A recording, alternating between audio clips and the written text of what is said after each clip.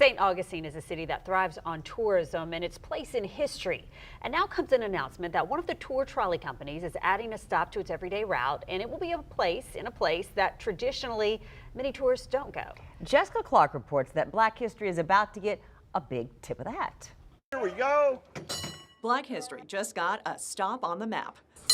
On the tour map, that is. It means so many things. Historic Tours of America, which runs the Old Town Trolleys in St. Augustine, has added a stop on its citywide tour, and it's the first stop ever in the historic Black neighborhood of Lincolnville in St. Augustine.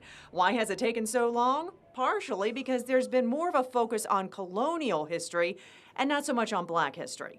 The stop will be right next to the Lincolnville Museum and Cultural Center, which is growing in popularity. Museum Director Regina Gale Phillips. It's going to bring people to our front door that wouldn't have come to our front door before because they may not have known about us. Lincolnville, while chock full of history and historical markers, is not on the beaten path that the millions of tourists to St. Augustine see. Coming through historic Lincolnville, it's so beautiful. It's so different from the rest of the the trolley route.